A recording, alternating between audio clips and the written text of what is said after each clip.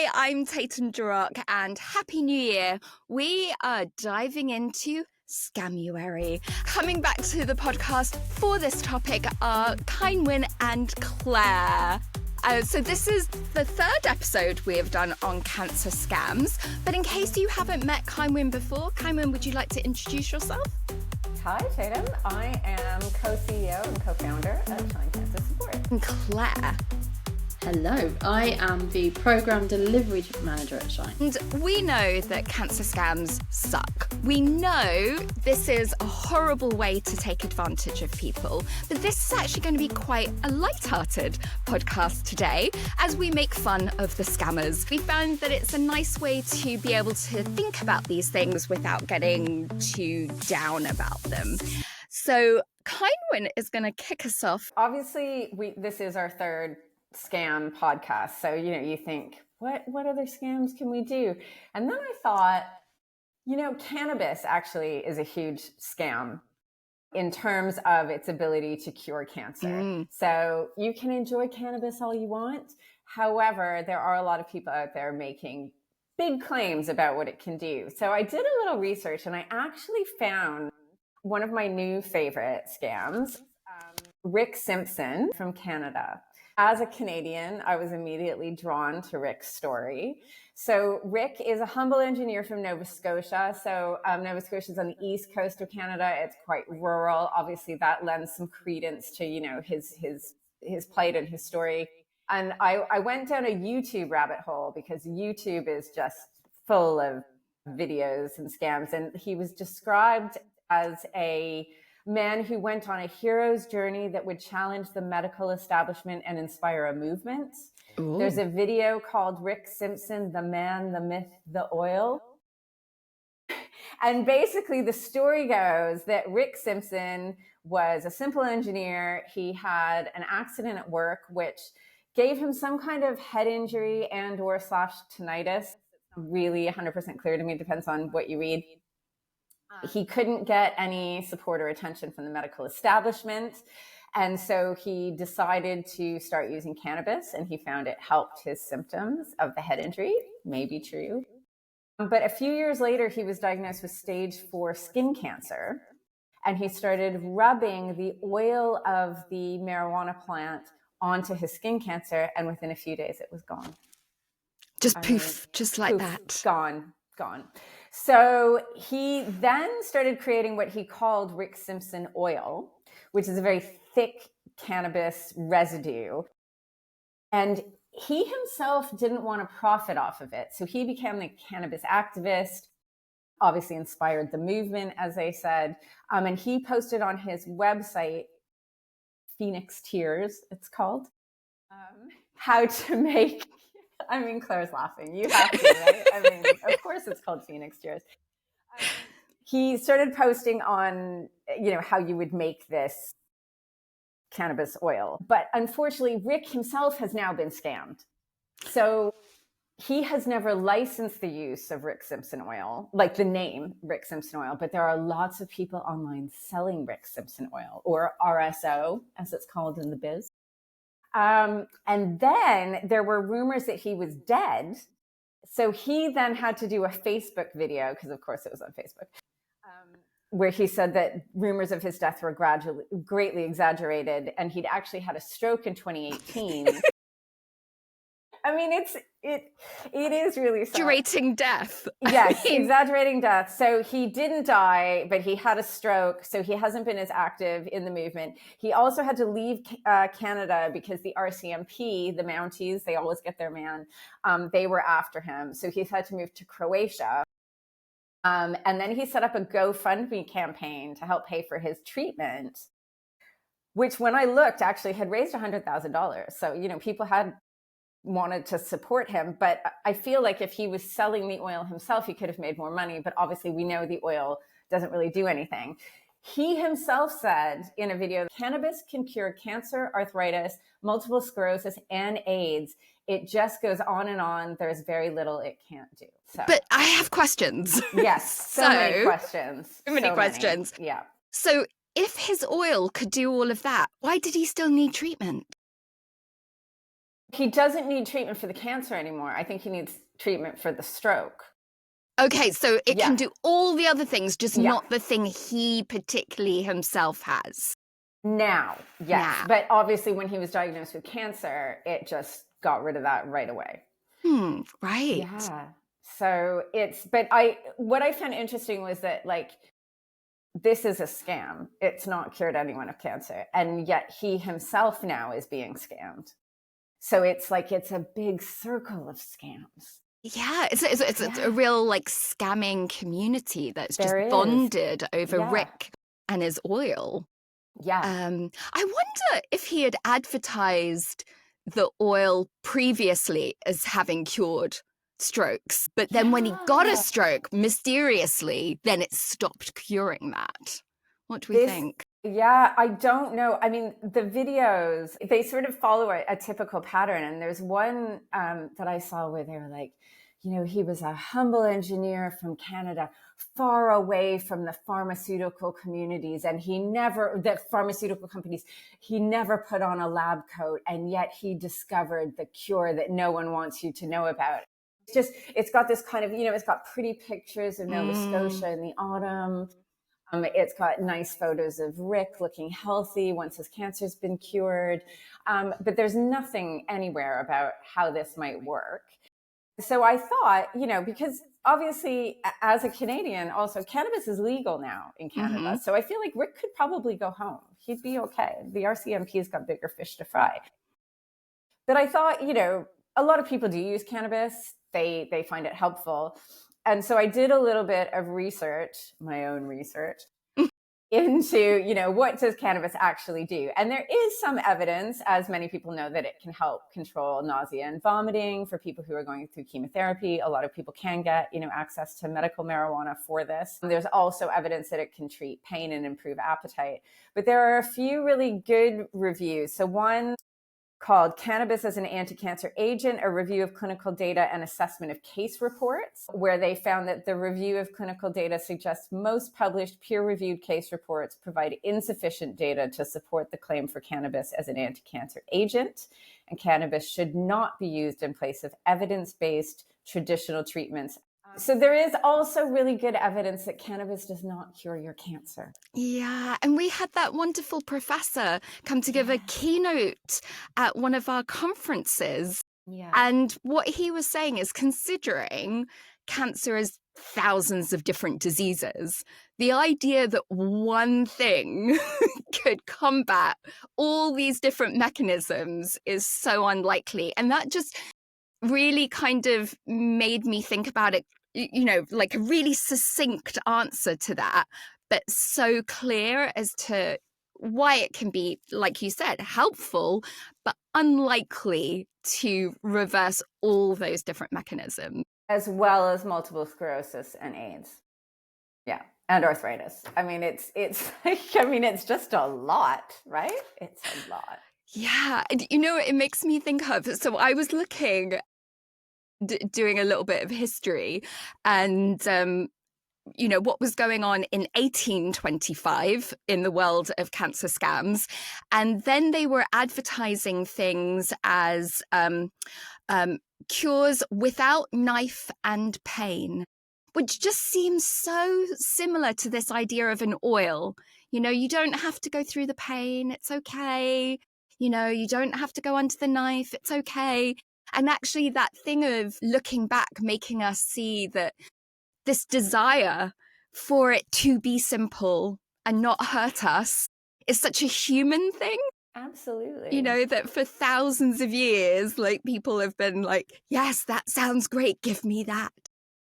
Or the opposite, which was there were these caustic, basically they were burning them with various acids. And in that case, it was kind of like, no, I want to see the evidence. I know this is bad, so make it painful. Yeah. Which also makes you think about how people are really wanting to see a reaction. Yeah. Yeah, Well, it's it's a little interesting. bit like the black salve I think we covered in the first of our scam podcasts, right? That you rub that on and it's some kind of caustic salve and it spits out lumps. I assume they're lumps of your fat or your flesh. And people are like, oh, look, it's my cancer coming out. And actually you've just burned a hole in your face. We all want things that are less toxic to us and easier to take.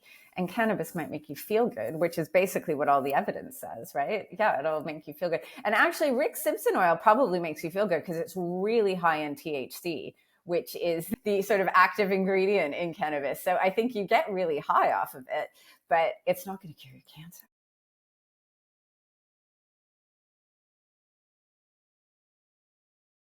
$18.25 mostly had not THC, but opium, which of course would have made you feel quite nice, you know? Yeah. I feel like we need to just do a little sidebar that we are in no way promoting the use of opium or cannabis in this podcast.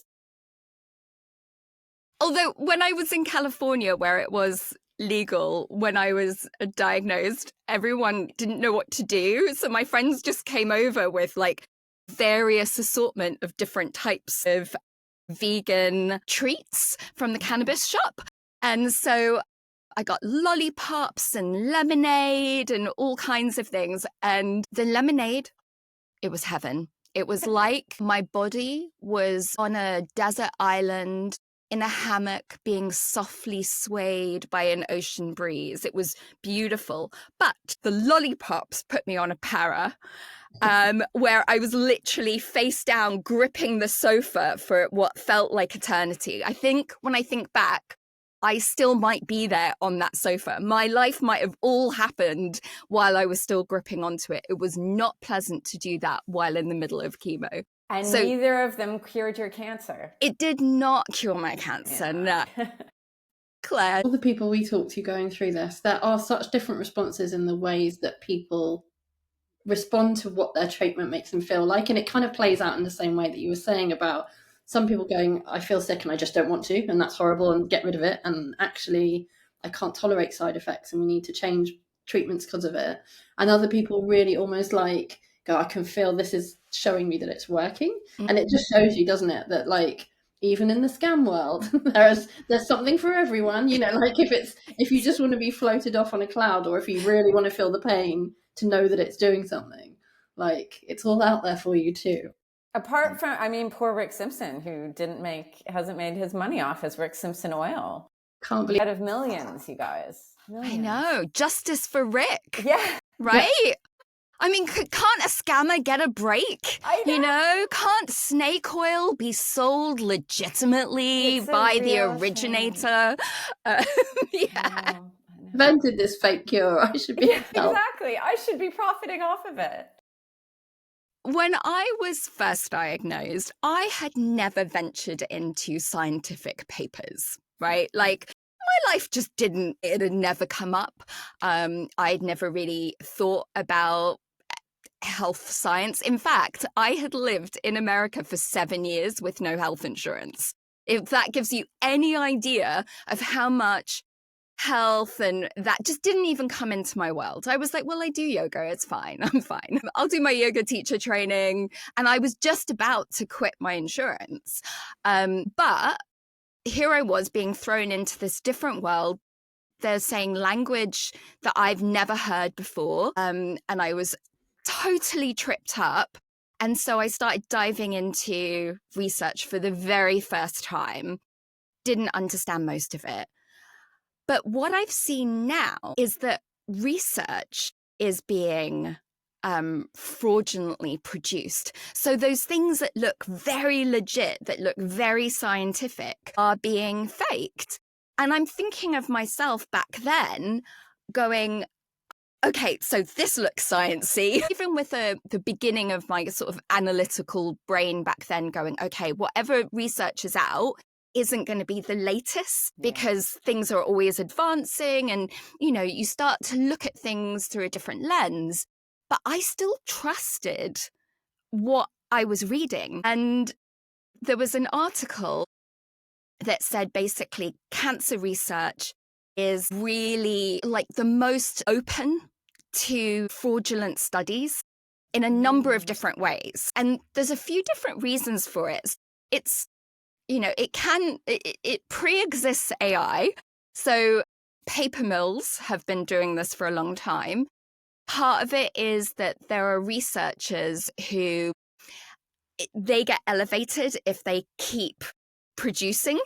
So there are some that just put their name to research they've never actually done. And paper mills are like churning these things out. And how they discovered one of them was we have things called cell lines. And they were looking at these papers and they're like, oh, have these been misspelled? And they looked a bit deeper and then a bit deeper and realized all these papers had cell lines that don't exist. And these papers had made it into like the top journals. And what I didn't realize is that journals kind of gatekeep this information. So when I first started looking, I wouldn't have known to go, okay, but where is this being hosted? What platform am I on to see this? But even in those, there are things like cell lines that don't exist, which then got me thinking about this article that I had read. And I started thinking, well, is this article real? Is someone making me think that this is a thing and it actually isn't a thing? So I looked at the top and it was from Asco Post or something. And I was imagining, is this like a regional paper in Ascot? That someone's like, well, I know something that will really, get the ratings up for this local newspaper. And it was actually the American Society of Oncology. Yes. And then I thought, well, that looks like a really professional, legit name, just like one that AI would come up with. And then I started panicking that perhaps that wasn't a real organization either, which does make you feel like you're falling through this rabbit hole of actually where can you touch? And when you're like, okay, I'm not going to, go down an elixir route. I'm not going to go down this, but I want the science. How do we know when we're actually in the science of it? And especially now with AI being able to churn out these papers faster than they ever have. Ceinwen, do you have any thoughts on that? I do have some thoughts. Well, actually, we did a podcast, you and I did a podcast a while ago with Krishnan, who's a professor at the London School of Hygiene and Tropical Medicine in cancer research. And he was really useful, I think, in talking about, if you're going to look at, if your mother's cousin's sister sends you an article saying that lion's mane mushrooms will cure your cancer, how are you going to look this up? So you'll Google it and you might find some scientific papers that say yes or no, probably no, this isn't going to work.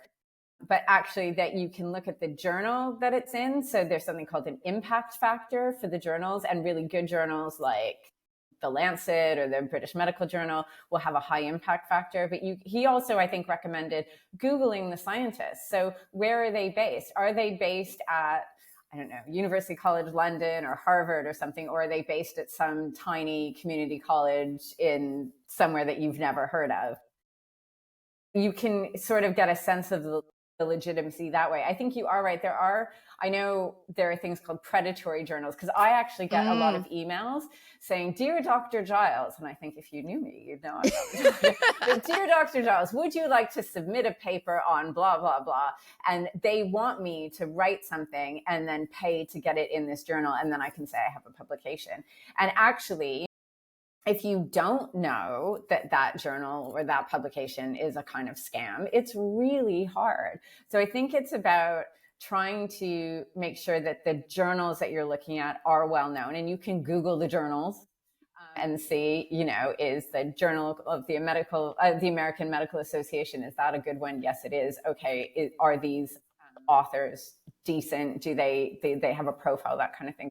Yeah. And I think that's the thing is as we're using ChatGPT more, AI, there's a yin and a yang to it in terms of things can look very realistic now. Absolutely. Have all the language, sometimes we'll have names attached that will be recognized. But then there's also more research that is able to be done at a faster rate than ever before because they are using programs.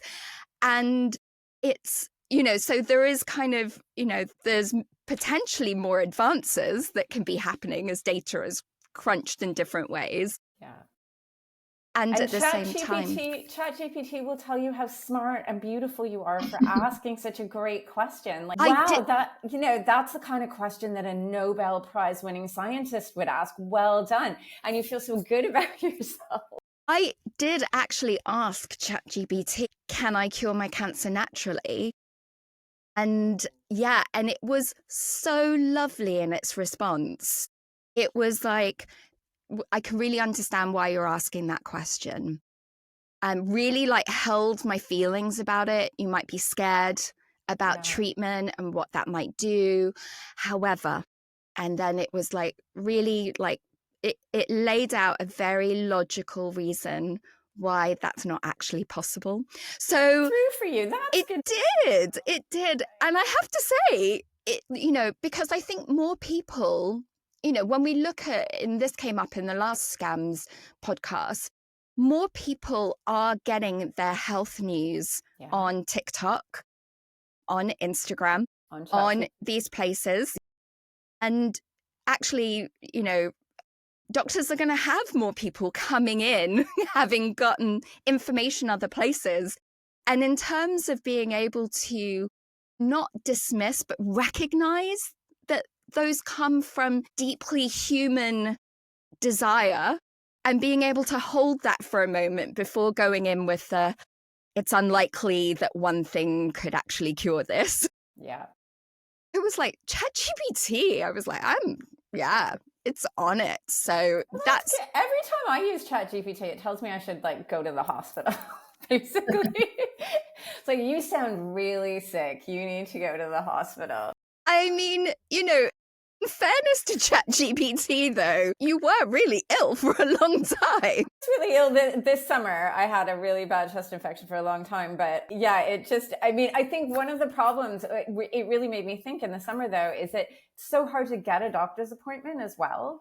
So, you might be waiting 2-3 weeks to see your GP. And in the meantime, you're feeling terrible. And ChatGPT is like, no, you're really sick. That's a great question. I feel so sorry that you're feeling ill. Mm-hmm. You should go to A&E. When that actually might not be the best place for you, but that's what the computer is telling you to do. So it gets really confusing because also it's so sympathetic, probably more sympathetic than your doctor's going to be when you show up. I wonder if there's going to be any cases where people sue ChatGPT for giving them the wrong medical advice. It would be interesting. Because it feels like it shouldn't, you can't imagine that it will be practicing defensively, but that sounds like a 111 answer to me. Like when I phone 111 and I give them my medical history, they're like, just go to A&E. And I'm like, I know I don't need to, but on paper, they don't want to kind of risk anything, do they? So I wonder if ChatGPT is following the same line of things. It's got the same algorithm in it. Just go to the hospital. And it's interesting with all this stuff. I just think, because my general approach to navigating AI is just to be skeptical of everything. And the same with politics, not believe anything any politician tells me, just have this sense of skepticism about everything. But that's really hard when you're looking into something about your health, that it's so personal, and what's driving it is such an anxiety that you can't just go, oh, well, I'll sort of believe it half and try. You really want definites, don't you, in a time of such uncertainty? Yeah. And so it's hard to be kind of navigating that system of information, that really the safest thing to do is to kind of not believe anything 100% at a time when you just want 100% answers. Really tough. Yeah. What is your scam for Scamuary, Claire? Well, okay, here we go.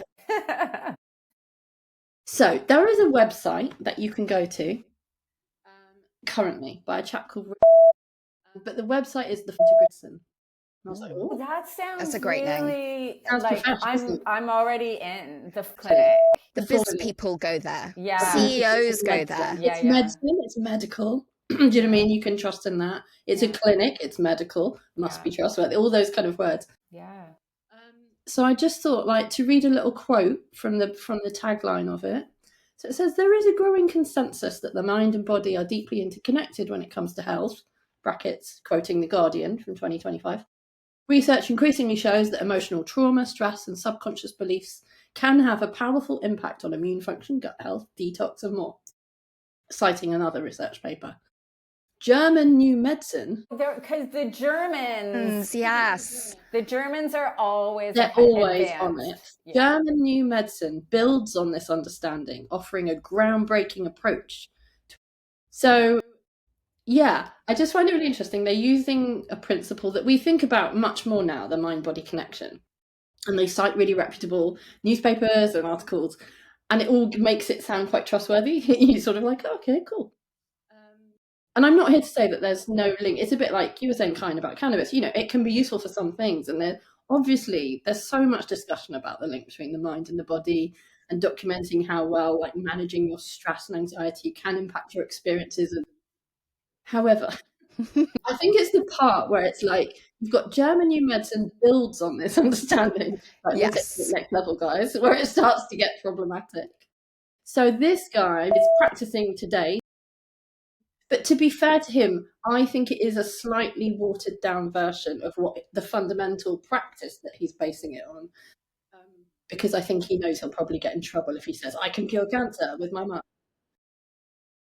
But all of this work stems from an approach by a guy called Gerd Harmer, who actually died in 2017. And he was the originator of this German New Medicine. So Harmer's background, he studied physics and he studied medicine and trained in internal medicine. So again, you've got an actual doctor saying this stuff. But he has an interesting backstory, actually, to him developing this approach.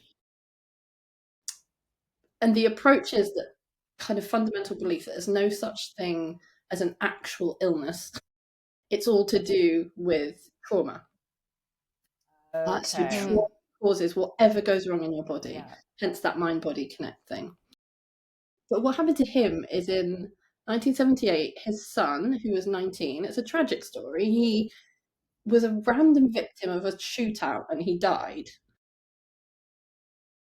Interestingly, soon after that, Hamer himself was diagnosed with testicular cancer. Right. For which he underwent surgery. So you have to remember that snippet. This shootout was in Germany? I'm just trying to picture this. The shootout was, I haven't got all the, he was on a boat. It was a very weird set of circumstances. That's fine. You don't hear about shootouts on boats. No.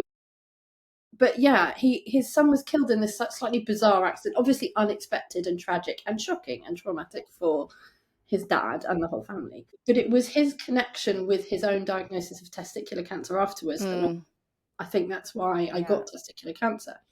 And he did go undergo surgery, but he subsequently developed this theory that he called the iron rule of cancer, which comes up with a system for treating cancer. A system is a generous term. Then he started saying, this is what my spontaneous remission was down to. And I was like, no, but interesting definition of spontaneous, like post-surgical remission. But he put it down to his own processing of his son's death, of that trauma, decided that that was what cured his cancer. And so the basic premise of his approach is, it is the sort of sudden onset of emotional conflict that leads to cancer. And he is like, you can only cure that cancer if you resolve that conflict. He has all other forms of treatment. He does kind of play around a little bit with surgery, might be necessary sometimes if the tumor is pressing on something really critical that's going to make you die imminently. I was like, gosh. I mean, yeah, no shit. But chemo, definitely no. He also has a very weird relationship with pain relief. He says absolutely no pain relief. So people are kind of going through this without any. So he doesn't want to take the Rick Simpson oil. No, he doesn't. Okay, so these are countering narratives that we're dealing with. Okay. Absolutely. So it's an interesting one again, because I think if you just said that, people would be like, what? But of course, because he's like a scientist, I guess he has to come up with things that sound a bit more than just this is what I think. Right. So this is a simplification of his theory. He developed 5 main tenets, and they're all kind of, you know, that sort of jargon that you're like, but what are you actually saying? Like, what does that mean? Thrown in with some science words in the middle of it all. But from my understanding of it, is that you get this sudden shock or trauma, you do a CT scan, and you can see on the brain there are these concentric circles that come up when someone's had a shock or trauma. I did do some reading. Other neurologists have said they're really naturally occurring lines that you see on brains, on perfectly healthy brains. But his version is that they are a sign of that's where the trauma is. And depending on where those circles are will dictate what kind of illness you get. So it's when they're in the brainstem or the cerebellum that it produces cell multiplication in a problematic way. And so that would be the area that would cause cancer.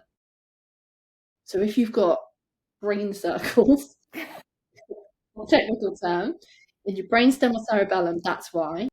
Basically, what you have to do is resolve your trauma, and that will cure the cancer. He has some other weirdo beliefs, like microbes do not actually cause illness. They're actually a really essential part of, and they're all coordinated by the brain to heal yourself. So all antibiotics obviously are a no-no because that's off a very natural process. But essentially, underlying it, the only cure to cancer is the person's own ability to resolve their personal conflicts. And treatment, as such, is one session, and it can take anything from 2 minutes to several hours, depending on how difficult it is to identify your conflict. Wow, I'm wondering what a 2-minute session would look like. Pull yourself together. Yeah, get on with it. Resolve that shit. There you go. Off you go. Your mum was a nightmare. Off you go. It's, yeah, so literally that is the treatment, but he's built kind of words and phrases around it. But he became really well known, particularly for this one case. So there was a girl called Olivia Pilhar in 1995. She was a young girl with a Wilms tumour. So that's kidneys, isn't it? Yeah. And the girl's parents were convinced by his hypothesis, and they withheld conventional treatment from the daughter. The authorities finally removed their rights and took her back, but they then fled to Spain, where this guy, Hamer, was hiding out, and he treated her using his methods. Obviously, the tumour continued to grow, and after there was a lot that went on with the Austrian president and, you know, interventions and negotiations, the parents agreed to bring her back to Austria, by which time she had this 7 kilo, this poor girl, it had just grown as you'd expect it to. The success rate of curing this normally is 90%, but by the time she had got to where she was, it had reduced a lot. She had really low chances, but they did surgery, and she's doing well. She survived. Good.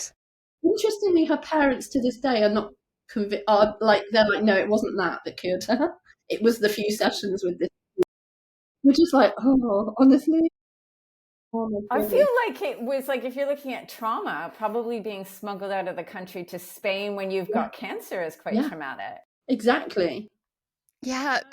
I mean, this guy basically, he did lose his license to practice, thankfully, in Germany in the 80s, but he carried on practicing illegally and had clinics all around the place. And he's just been investigated over and over again for malpractice, for causing deaths of other patients. He has served prison time in some jurisdictions for it, but he essentially ran away to Spain in the end and died there in 2017. But I was just like, all that medical training and knowledge, it's really interesting, isn't it? That, you know, I mean, I guess trying to think of it sympathetically towards him, if you can, is that it stemmed from his own awful experience he had. Maybe the realization that, you know, conventional medicine wasn't going to make him feel better about losing his son, or death. Trying to find some other answer. And I think that's key across all these scams, isn't it? Is trying to find something else that feels more certain, like we were talking about, or something that maybe is in your control. Your control. But I mean, I think the flip side of this that's awful is obviously that if people were going to subscribe to this method and were trying to resolve their own trauma, I mean, that's a horrible thing to have to do anyways, to process your traumas. That's something that is an entirely separate process. But, you know, almost like if you don't do it well enough, your cancer's also not going to get better. Like, it's just so That's much. what I was going to say. I think there's a lot of blame there, right? Yeah. Because if you don't cure your cancer, you haven't done well enough resolving whatever traumatic event happened to you, or multiple traumatic events happen. So your cancer is going to take off. And I suppose, like Tatum said, it gives you a sense of control, because, okay, I just have to work harder. I need to be better. I need to do this. Whereas actually, when you have cancer, you really do have a sense that things are out of your control. And I mean, I found actually like a lot of comfort in putting my faith in medicine and actually looking at clinical trials. And I made my doctor show me the clinical trials, because I was on a clinical trial. I was like, I want to see the evidence for this, that it worked. Whereas I think a lot of these people, actually, they can't show you the evidence. So, and yet it's weird, because it gives you a false sense of control by believing in something like that. But actually, you're not really doing anything to help yourself. No, it's blind faith. And it kind of is creeping into the realm of, my favorite topic, which is cult leaders. It's that sort of personality, that sort of like, you're going to fix it for me. You've got the answer. And I don't need any other answers. And that makes it much more clear in my head. I'm not having to juggle, make choices. It's just this one thing. Yeah. And if I do this well enough, all will be okay. And it is the answer. And there's something about the framing of it. Like you said, there will be bits that you're like, oh, but that makes sense. Like that, the quotes at the beginning. Yeah. And what it means is that when you step into that world, there are these moments of crossover. Like I remember a friend of mine getting me a treatment shortly after I was diagnosed. And I don't even know the name of what it was, but it was a room full of people on massage beds, fully clothed, and one guy walking through the room, putting his hands kind of over the beds, and then he'd like move his hand like over someone's body and they'd like lift up. So it was like he was controlling their movements from the outside, right? And I'm like, where am I? Like, what is this that's going on around me right now? And then people are like shaking and like, all this. And I'm like, okay. So he doesn't touch me. He's just above me. And then he goes, you haven't resolved what happened to you when you were 11. Yeah. And I was like, that's really specific. Yeah. And even though I was like, I don't know how he faked it in the room with the people, or whether or not they're just so in tune, or they're there for that. So they're getting something from this, because he had a busy practice. All the beds were full. People had a waiting list to get in there. But I had this thing of like, don't friggin' blame me. No, this isn't my fault. And loads of people haven't resolved their trauma and they're doing okay, right? Like, and there's no one that doesn't have anything. So you can always say, oh, it's your trauma, and everyone will have trauma. Well, and then you've got to dig through your mental filing system to go, what was the trauma that I had when I was 11? Because exactly. That's the one. So it's weirdly specific and yet vague enough that you can probably go, oh yeah, my friend was really mean to me when I was 11. I didn't get invited to that birthday party, and it's given me low self-esteem for the rest of my life. So that's what I need to resolve, right? It's a little bit sort of Darren Brown. Have you ever seen where he debunks how psychics work? And he sort of says, you can sit in a room and say, oh, I'm hearing from someone whose name starts with a C, and guaranteed there will be, somebody in that room that has a relative who's passed away that started with a C, and they'll go like, it's Auntie Christine, right? And actually that what I was also reading about was in the 1820s was mesmerism, which was what they did before hypnosis. So that similar kind of, how to really, hack into someone's belief system. Yeah. And what it takes to make us more susceptible to suggestion. And actually, sites like that, because we all know that if we're really, really upset, some of us will jam loads of food into our mouth, and others are like, oh no, I'm really queasy. We all know that like there is a physical thing that goes along with feeling, you know, mentally going through something, but actually that extrapolation out and out and out and out and out, and then you end up with, yeah, well, you know, you haven't done enough therapy from 1992 to 1993 June. Yeah. And that era of your life caused your cancer. Like, what? Yeah. And it's the problem with those things is it allows a practitioner of that approach to be like, well, we need to identify the trauma. And you're like, but you're not getting any better. And then going, oh, probably the wrong trauma. Do you know what I mean? You'll have like 20, so you could keep perpetuating. It's non-falsifiable. You can't like say there's always a reason that hasn't worked. And it's like, you know, like you lying on a massage bed. It's like, oh, you haven't resolved that, so this isn't working for you. It's never a fault with the system that they've devised, because that means they can just keep offering it.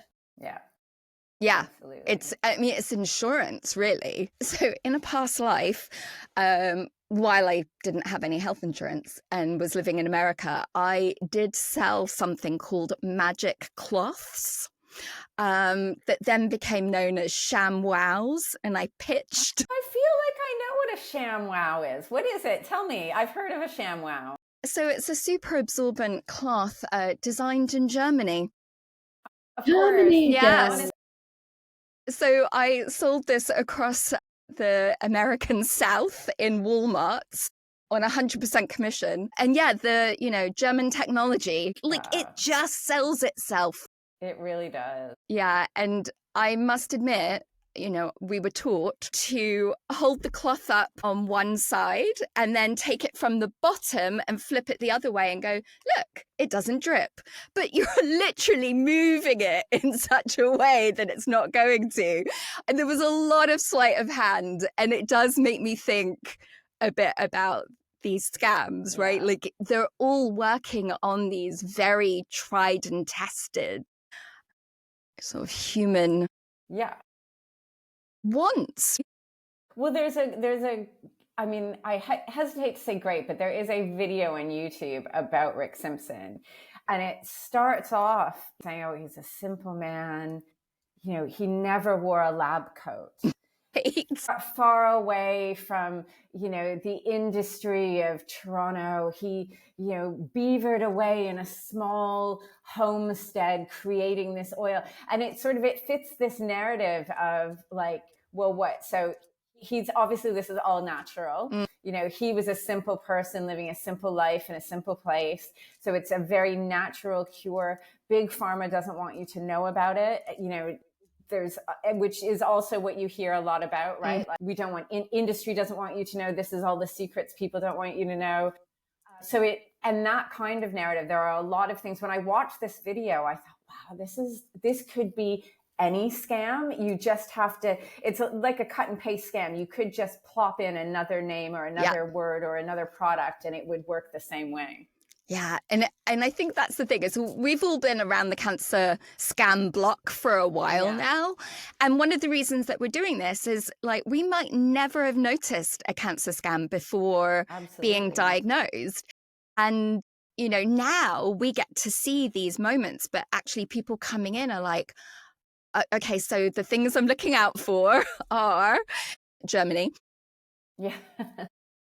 That, you know, it's on the edges of society, Nova Scotia, that it's either this really natural, you know, big pharma don't want you to know. So this like I'm going to give you the truth. Yeah. Or I'm going to hand you the power because you can fix it yourself. And actually it's all you. And so like looking for these little signs, you're like, okay, I'm on a rabbit hole of manipulation, basically. Another classic one is that it will cure everything. So if it tells you that it will cure cancer and MS and AIDS, and you're like, really? Like, yeah. So it's too much. It is too much. Just to end today's podcast with a very, very short thing. There was a woman called Amanda Riley. There is a podcast that deep dives her. I'm not going to go in. Scamanda? Yes, Scamanda. Oh, yeah, that's a good one. She didn't even have cancer. I know. So she did the really classic, I have cancer, shaved her head, faked going to hospitals. She even went to cancer support groups so she'd know what to say. She had a blog called Lymphoma Can Suck It, which, it does sound quite legit. I mean, yeah. But there's, between 105,000 dollars that she got, but they suspect another 80,000 as well. So she made quite a lot of money over a decade doing it. But she was caught, she was sentenced to jail, and while in jail, she sent basically requests for time served because she's not very well. Yeah. So she really thinks not very well. Well, girl, she's she been cried wolf too large. Like, I mean, in her first 18 months in jail, she got sent to the hospital 24 times. So the reason I was bringing her up, this is like classic scammer, is there is something about you're really not getting it, are you? You're really not getting that people are kind of figuring out that this isn't acceptable to say that you're sick in order to get things, but there is an unrelenting nature to it that she's going to double down and keep going. And I think there's something about scams and, like now with AI, that it is going to keep going. But in some ways, that's quite useful because once you have the signs of it, you can then go, I got this. Yeah, I've seen this before. Yeah. I do have to say with Amanda, though, so say she made $200,000 over 10 years. That's $20,000 a year. And I've seen the documentary and listened to the podcast. It was a lot of work, right? Like to scam everyone. She was going to church. She was shaving her head. She was turning up at A&E, taking videos of herself with pump. I mean, she did a lot. It just seems like there would probably be easier ways to make $20,000 a year in the US. That's the thing. Is like she was faking like being in hospital. Like she'd get really dehydrated and stuff, and then go in and like get them to like rehydrate her, so she could be seen on a drip, and take a photo. But these days, you can just fake that. Like I think come to your house and do a drip. Yeah, you can do that, but you can also just put it in, like put me in a hospital. AI, yeah, like there's much easier ways of doing it. So it really is catching the signs of what is someone writing, and if they're selling something. What we're saying is like, don't go to Germany, but also if you are going to scam people for money, you want to use AI to help you. Not really. Not really. No, we don't want any scammers at Shine. But... No more scammers. I think it's just that thing of sometimes when you start to follow somebody and you're like, this one's legit. It's like even just taking that second moment to go, okay, let's read this, and just like not everyone online that says they have it actually does, unfortunately. And looking at what someone's actually posting and does it make sense to some degree. I think that can be reassuring because sometimes those are the people that are, like your guy, Claire, that, they might be going through something, or they might be selling something, or they might be making something, but money is going around. I think that's also the thing to be looking at, is if it's like, this cured my cancer and I'm selling it. Exactly. If someone's selling something, I always ask the question, who's making money off of this, right? I mean, usually the NHS is not making money off of giving us chemotherapy. They're losing money. That's what we pay taxes for. But your man in Germany is making money off of fixing your trauma. And there are lots of other people who are making money off of selling Rick Simpson oil, or it's who's making money? That's always a good question to ask. perfect way to end today. I could talk to both of you forever about this because the cancer scams keep on scamming. We'll be back for another episode in the future. So this is the third one that we've done. So if you've enjoyed today, go back, take a listen to the previous episodes. If you've been caught in a wormhole and you're like, oh my God, what am I reading? Is this true? One of the really nice things to do with that is talk to other people who have been down those wormholes. Come along to a Shine meetup, have a place to talk about it with somebody and decipher the code of, what looks legit and what doesn't.